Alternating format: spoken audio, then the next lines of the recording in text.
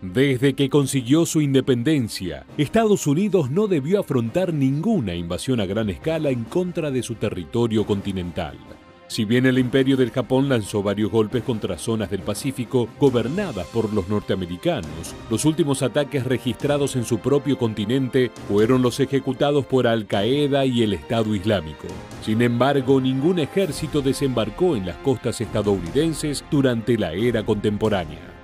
En un nuevo contexto de tensiones entre Oriente y Occidente, donde Estados Unidos parece provocar a Rusia, China y Corea del Norte sin temores a una respuesta militar, vale la pena preguntarnos, ¿sería posible invadir el territorio continental norteamericano sin la necesidad de armamento nuclear? Acompáñanos en una nueva entrega de Militarmente.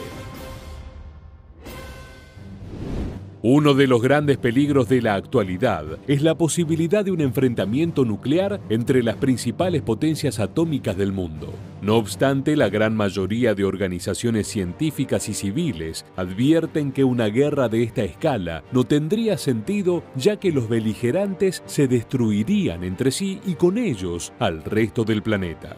Esto es lo que se conoce como la destrucción mutua asegurada. Es por ello que al analizar las posibilidades de una escalada militar entre Estados Unidos y países asiáticos como China, Corea del Norte o Rusia, se piensa en una estrategia más tradicional en la que intervengan los dispositivos convencionales como cazas, barcos de batalla o artillería terrestre.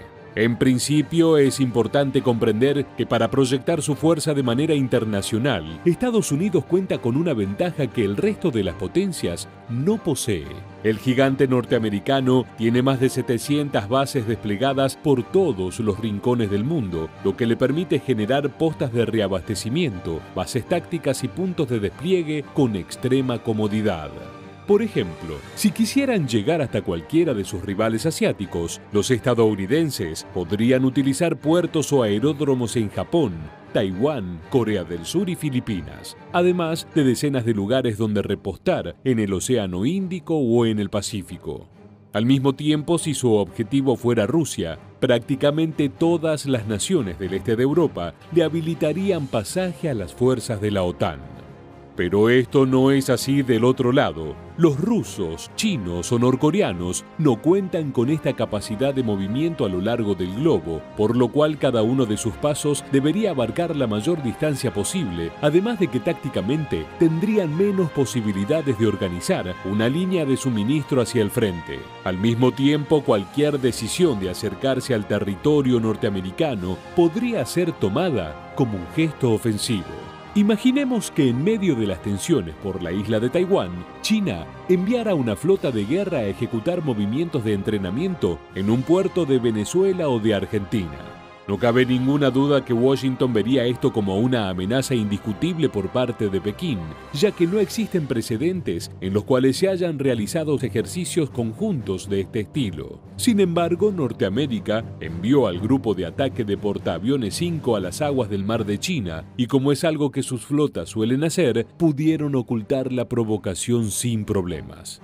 Esto es fundamental para comprender cuál es la real dificultad a la hora de pisar las costas estadounidenses: poder llegar hasta ellas. Al menos hacerlo sin tener que comenzar una tercera guerra mundial, donde el mundo se viera dividido en dos bandos con puntos estratégicos establecidos alrededor del globo. En la actualidad, el escenario más factible es el de una guerra centrada en los cielos. La dificultad en este caso es que Estados Unidos posee la fuerza aérea más grande y completa entre las potencias militares, además de escudos defensivos antimisiles y antiaéreos o sistemas artilleros como el Patriot, el Javelin y otros proyectiles capaces de eliminar cualquier avión o caza de combate.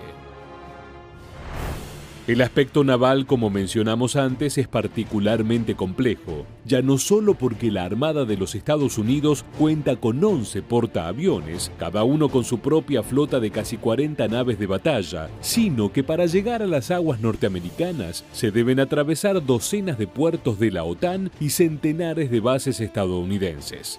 Ni China ni Rusia cuentan con elementos suficientes para completar este camino de obstáculos y lo mejor que podrían hacer sería depositar sus esperanzas en los submarinos de ataque, cuyos mejores exponentes son los que despliegan armamento nuclear. Pero si el armamento atómico fuera una opción, existen miles de misiles intercontinentales listos para ser disparados, por lo cual movilizar una flota naval no tendría sentido. En el aspecto terrestre, debido a las distancias geográficas, una invasión depende de las opciones navales y aéreas. Rusia podría avanzar hasta Norteamérica a través del estrecho de Bering, una franja acuática de 82.5 kilómetros que separa Asia de América del Norte. Pero llegar hasta Washington desde Alaska no parece algo propio del siglo XXI, sin contar con que Estados Unidos podría desplegar cientos de artilleros HIMARS, cazabombarderos F-35 y miles de tanques M1A Abrams para defender el corredor del norte y la costa oeste. Sin mencionar la segura participación de Canadá, uno de los aliados históricos de Norteamérica y miembro fundamental de la OTAN. Para alcanzar la costa este del gigante norteamericano, habría que atravesar toda Europa, lo cual no suena muy realista, al menos luego de ver la dificultad que presentó Rusia para avanzar en Ucrania. La tercera opción, quizás la más polémica por sus implicancias políticas, es que las superpotencias asiáticas utilicen los países sudamericanos como bases regionales para atacar a Estados Unidos desde el sur. Tanto China como Rusia son enormes inversores económicos de muchos países latinoamericanos y en algunos casos, como es el de Venezuela o Argentina, la línea entre los vínculos comerciales y políticos se ha difuminado. Por ejemplo, Pekín instaló una base en la Patagonia, que oficialmente opera como un centro astronómico para la investigación científica, aunque satélites espías captaron movimientos de soldados del Ejército Popular de Liberación. Por otra parte, el estrecho vínculo ideológico entre Caracas y Moscú es bien conocido, aunque el gobierno del presidente Nicolás Maduro ya tiene demasiados problemas con Washington como para sumar uno que habilite una temida intervención militar por parte de los norteamericanos. Argentina, en su caso, es históricamente aliada de Estados Unidos, por lo cual, más allá de las estrechas relaciones diplomáticas con Rusia y China, no tendría motivos para decantarse por un bando u otro en caso de una guerra. De cualquier manera, si esto llegara a suceder y los países asiáticos lograran instalar bases de operaciones en la región americana, esto sería prácticamente imposible de esconder. Todos los puertos sudamericanos son fundamentales en el comercio internacional, por lo cual declaran todos los movimientos a autoridades internacionales. Si una flota china o rusa arribara a estas costas, lo más seguro es que Estados Unidos reaccionaría con un ataque preventivo. Si bien los norteamericanos, los chinos y los rusos poseen los mejores armamentos del mundo, así como millones de soldados y cientos de miles de vehículos militares, invadir un país no es una cuestión de números, sino de posibilidades. El hecho de que Estados Unidos no haya sido invadida jamás, al menos en gran escala, no es una cuestión de suerte, sino que por su posición geográfica, cualquiera que intentara un asalto contra sus costas debería invertir una impresionante cantidad de recursos, sabiendo que del otro lado se enfrentará con el ejército mejor preparado del planeta.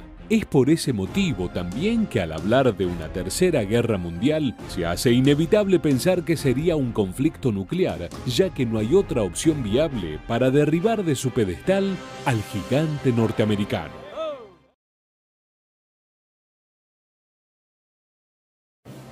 Históricamente, invadir el territorio ruso ha sido una campaña casi imposible de llevar adelante.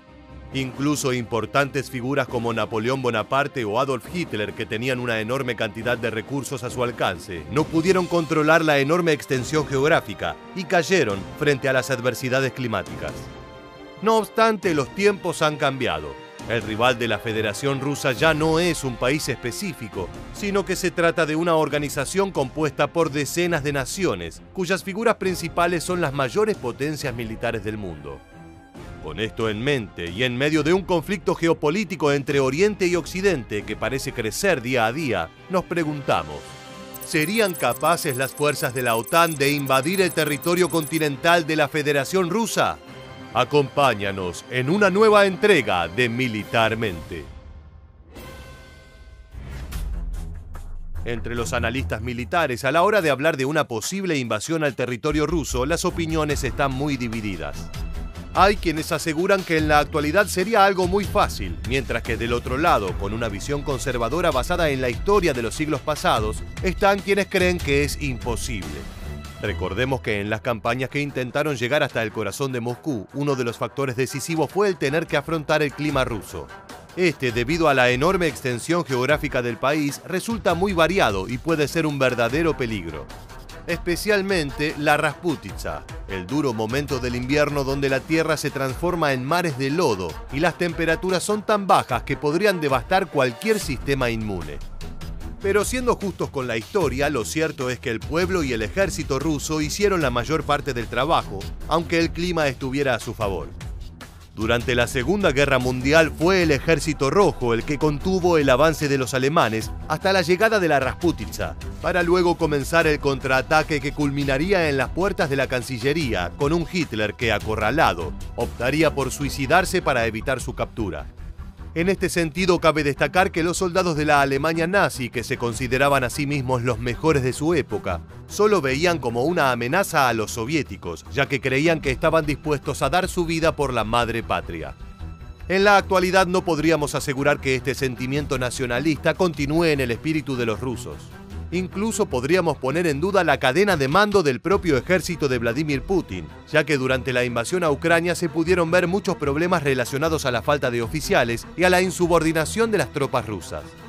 No obstante, una cosa es una guerra en el extranjero, que puede ser apoyada o repudiada por distintos sectores de la sociedad, mientras que una invasión contra la nación propia puede unir a todos los habitantes bajo la bandera del rechazo.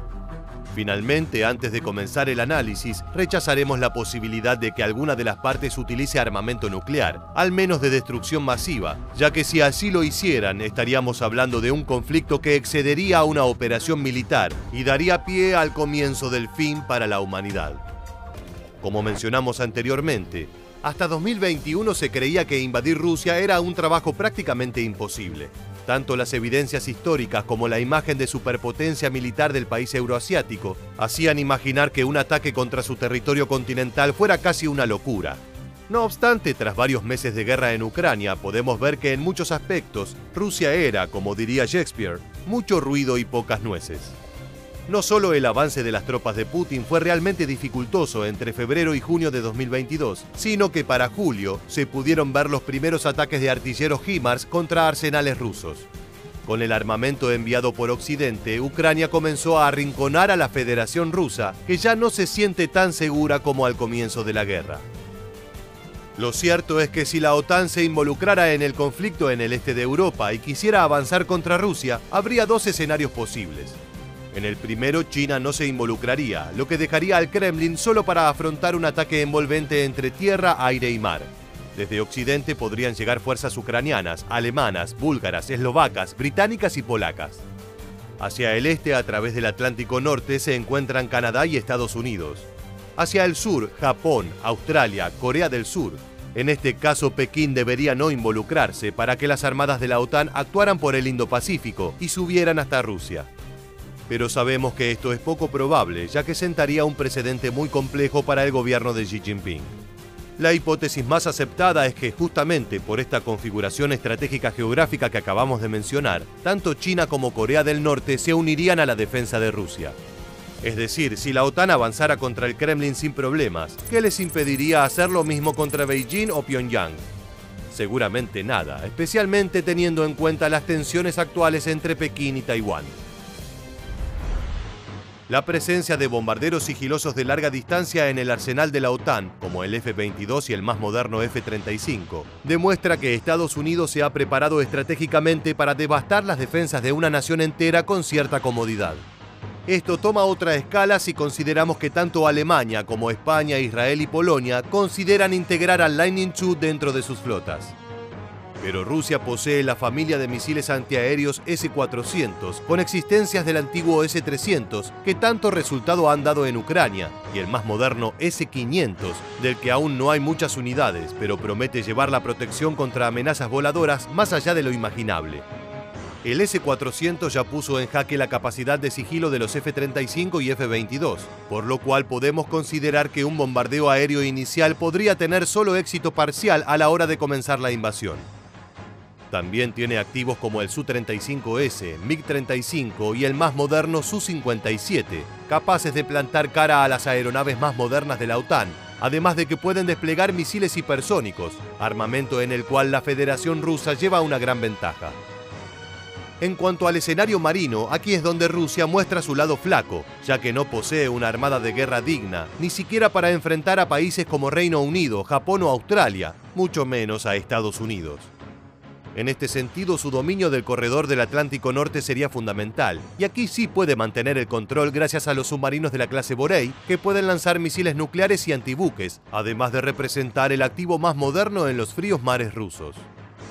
Con un portaaviones defectuoso que se encuentra en reparaciones, la defensa contra buques y destructores debería llegar por parte de China, que posee el misil DF-21D, un proyectil balístico asesino de portaaviones.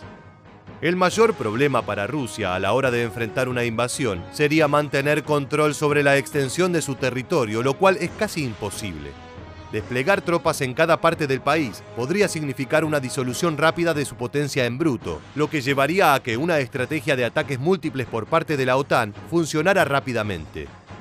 Es muy complejo imaginar un escenario donde el Kremlin no se vea abrumado por la tenaza que Estados Unidos ha construido desde la Guerra Fría hasta ahora, dedicada a apretar y sofocar a Rusia.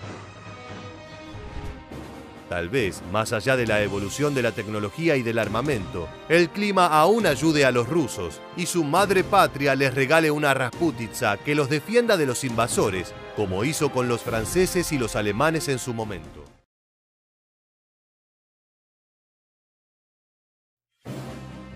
En un escenario internacional profundamente movilizado por la invasión de Rusia a Ucrania, otra preocupación ha aparecido en el horizonte de la región asiática. Tras 70 años de tensión ininterrumpida, China intensifica su presencia militar en la frontera con Taiwán y vulnera su espacio aéreo con cazas, en un claro gesto de provocación. Pero esto no termina allí. Durante los primeros meses del 2022, Xi Jinping, alejándose de la vía diplomática, aseguró que la isla autónoma no es una república oficial, sino que se trata de una provincia separatista de la República Popular de China. Más aún, obligó a las empresas que comercian con productos manufacturados en Taiwán a quitar el nombre del país de las etiquetas de origen y reemplazarlos por "Hecho en China". Estos signos han alarmado tanto a la isla asiática, que carece de capacidad armamentística para enfrentar al gigante continental, como a los Estados Unidos, país que se comprometió en brindar ayuda en caso de que comience una invasión. En caso de que los norteamericanos no brindaran ayuda a Taiwán, una escalada bélica contra China sería desastrosa. Pero lo cierto es que tanto los taiwaneses como los analistas políticos dudan que Washington se involucre en un conflicto como este. Esto se debe a que a finales de 2021, tras mostrar las imágenes de las tropas rusas sobre las fronteras de Ucrania, Joe Biden aseguró frente al mundo que defendería a los ucranianos hasta las últimas consecuencias. Pero a las palabras se las lleva el viento. Estados Unidos no envió tropas para ayudar a Zelensky por un lógico temor a desatar una guerra de escalada planetaria. Pero tampoco envió la cantidad de armamento que había prometido, además de que los primeros suministros tardaron más de 1 mes y medio en llegar hasta Kiev.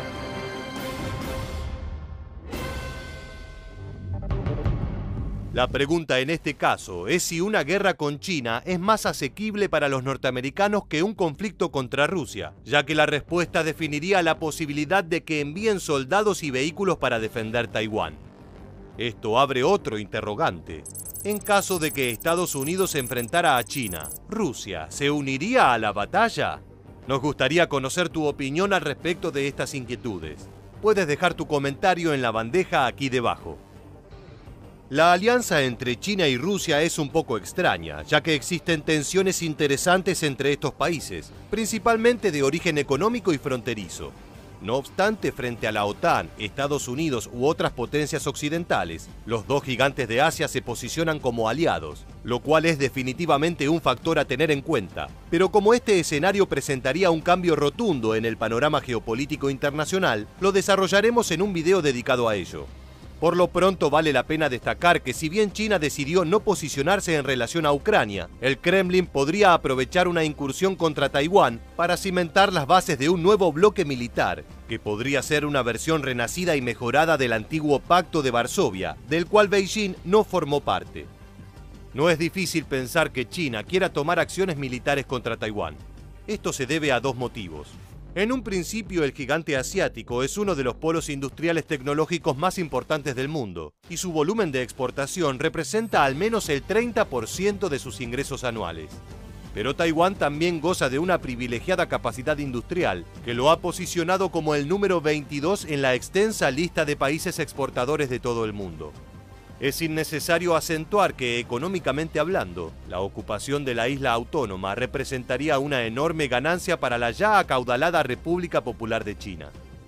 Pero el dinero no lo es todo, y el gigante comunista realmente desea ocupar el territorio taiwanés, ya que considera que nunca debió separarse de la China continental.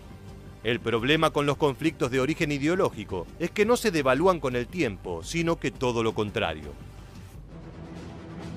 El gobierno comunista de Xi Jinping recela del acercamiento entre Taiwán y Estados Unidos que se dio en 2016 durante el mandato de Donald Trump, quien estaba, por así decirlo, obsesionado en competir con China.